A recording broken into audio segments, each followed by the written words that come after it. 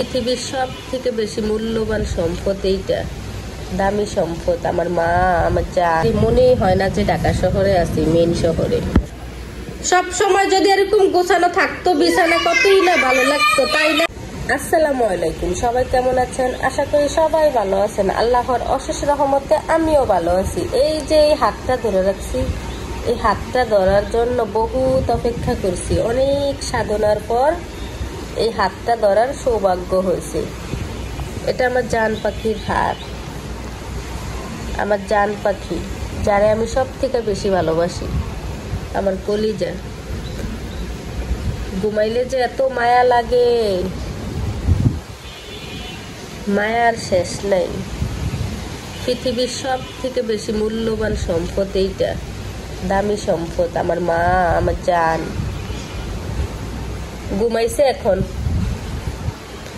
আর বেশি ডিস্টার্ব করবো না, ঘুমাইছে। আমার হাতটা ধরে রাখছে।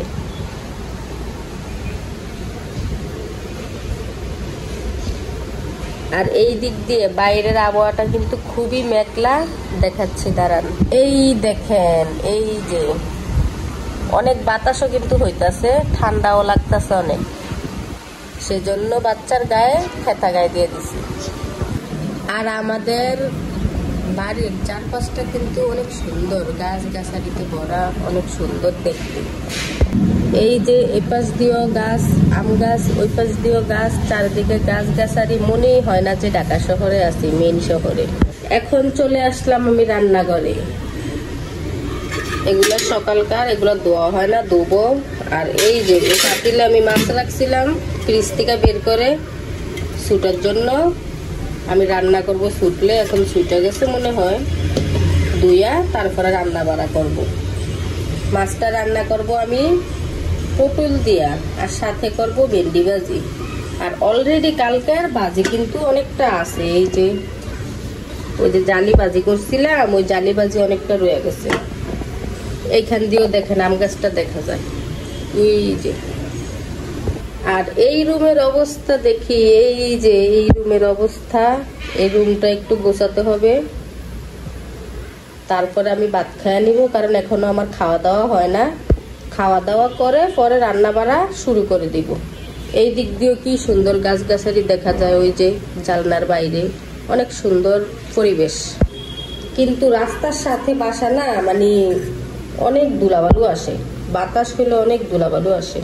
এই যে কালকের একটু মুরগির মাংসের তরকারিও আছে, বাজি আছে, ওই বাজি আর এইটুকু তরকারি দিয়ে এখন আমি ভাত খেয়ে নিব, পরে রান্না বাড়াটা শুরু করব।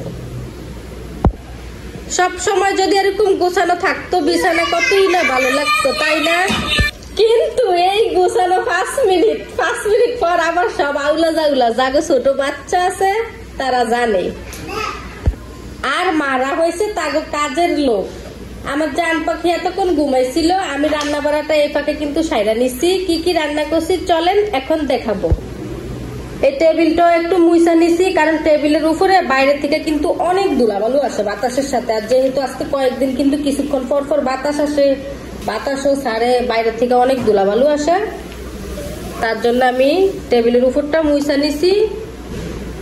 আর এই যে চলেন আমার রান্না বাড়া দেখেন।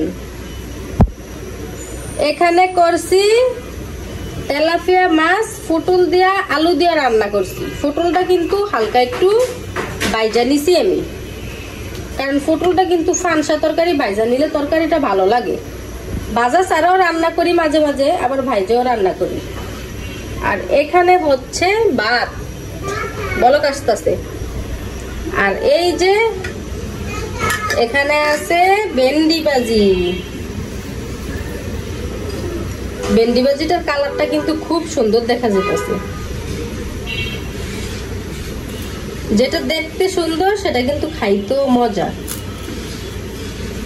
ভেন্ডি ভাজি আর এই যে পটল দিয়া আলু দিয়া তেলাপিয়া মাছ দিয়া রান্না করছি। আর কালকে জালি ভাজি আছে, জালি আর আলু একসাথে মিক্স করে ভাজি করছি, যে ওই ভাজিটা আছে কালকের। এই দিক দিয়ে এই রুমের বিছানাটা আমি গুছিয়ে নিছি। এই রুমের বিছানাটা গুছগাছ করে নিলাম, সবকিছুই গোছানো গাছানো আছে। এখন আর আমার রুমের গোছানোটা অগোছানো করব আমার জান পাখি, আর আমি শুধু গোছাবো। অবশ্য ও এখানে আসে না, এখানে আইসা হয়েছে যে আউলা জৌলা করে না, যতটুকু করে আমার রুমে করে। ও খেলাধুলা সবকিছু ওই জায়গায় করে। ওই যে যত যন্ত্রপাতি আছে সবকিছু এখানে আছে, যন্ত্রপাতি।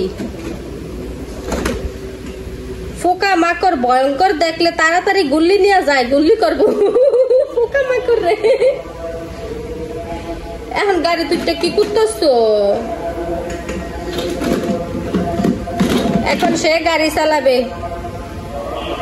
ওই যে স্টার্ট দিয়ে দিচ্ছে ঠেকে ঠেকে। আব্বাজান আমার ময়না, তুমি গাড়ি চালাও। হ্যাঁ, সবাই ভালো থাকবেন, সুস্থ থাকবেন, আল্লাহ হাফেজ।